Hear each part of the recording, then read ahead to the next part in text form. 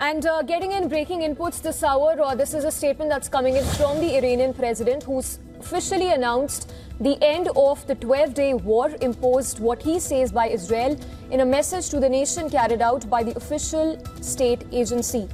So that's a statement that's been put out by the Iranian president, who's announced that the ceasefire has been accepted by both the sides.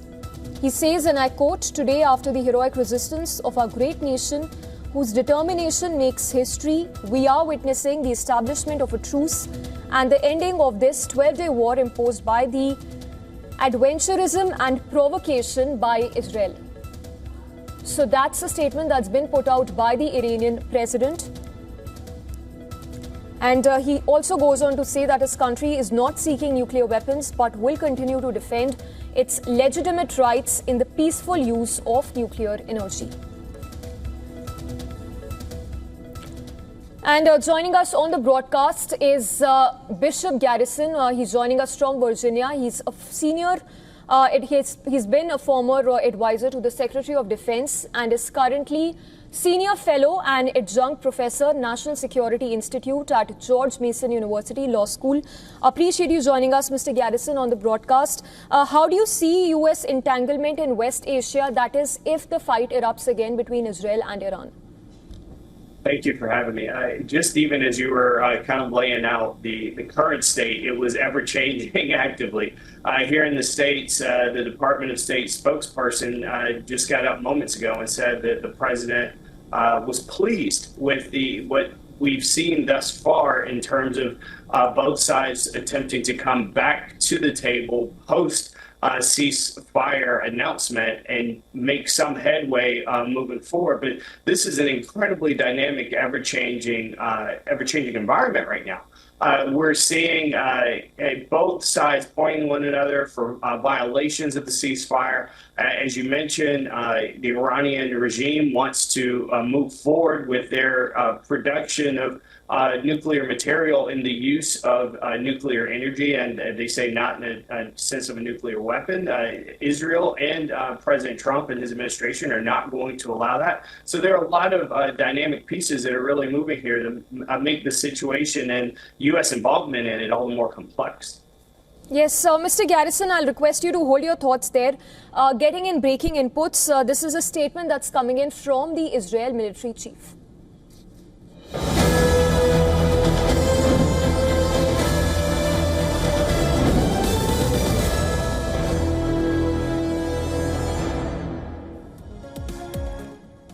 All right, so this is a statement that's been released by the Israel military chief, who says that the campaign of Israel is not over yet. The head of Israel's military says that the country had set back Iran's nuclear program by years in the 12 days of strikes, adding that the campaign against the country was now entering a new phase.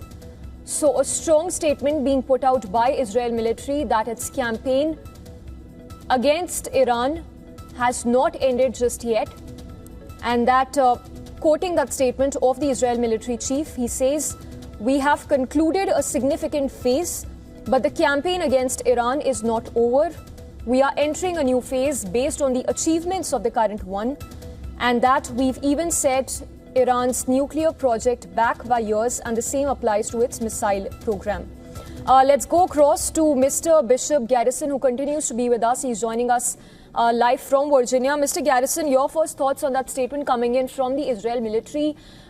The military says that Israel's campaign is not over just yet.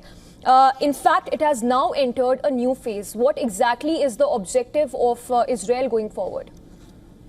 Well, one, that's an immediate violation of the ceasefire agreement that they just hours ago said that they were going to attempt to abide by. If this is truly their intent, as you mentioned, it sounds as though, look, that they have said previously that they wanted regime change within Iran, and Iran contested and said that that is something that is absolutely, from their standpoint, not going to happen. The United States is not pushing for regime change. The country is currently looking to end hostilities and ensure we don't have further escalation, because now not only is the U.S.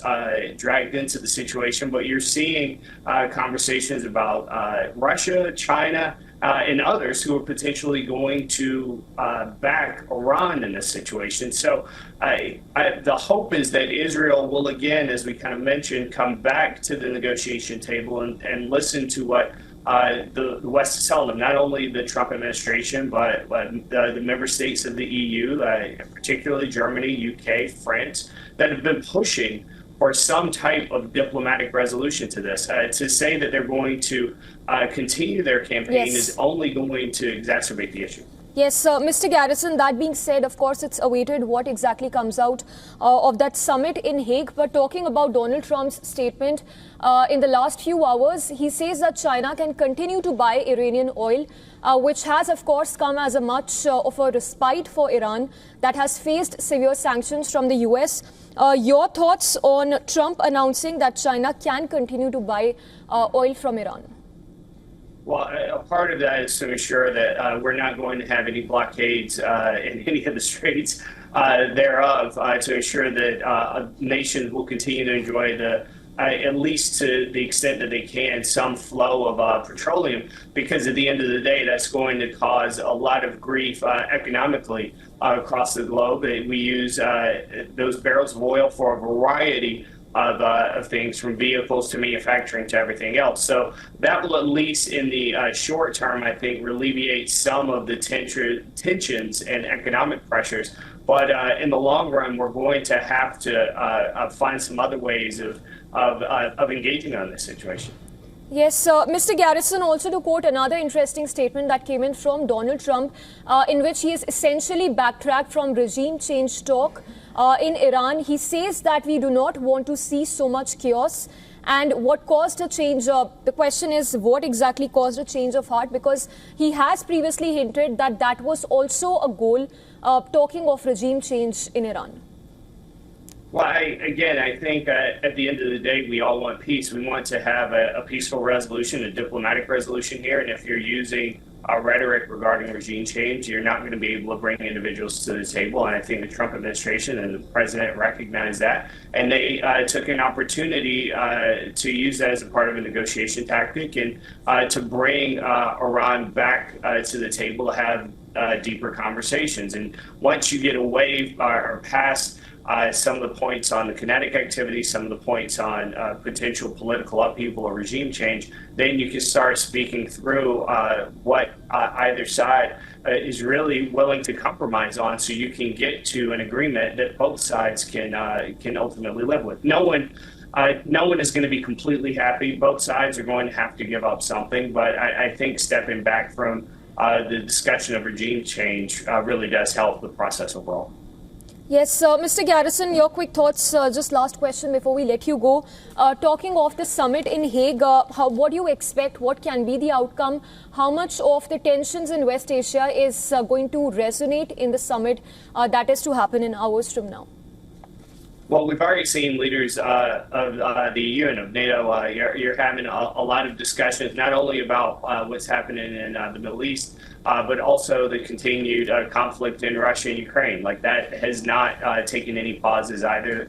So there's kind of a duality here of ensuring that they're having conversations about this. Economically, you still see sanctions across the board on many of these countries. On Russia, you're still going to see some level of sanctions on Iran. You still have some of the competition and strategic competition and threats from CCP, from the Chinese government. There's still some level of tension about what China may attempt to do vis-a-vis Taiwan. There are just a lot of moving parts right now that these leaders are going to have to discuss. But I think first and foremost is going to be an opportunity to try to alleviate some of the pressures with Iran and Israel. Yes, point taken, Mr. Bishop Garrison. It's, of course, a packed agenda at the summit. We appreciate you for your time. That's the time we had in this discussion. Thank you so much for having me.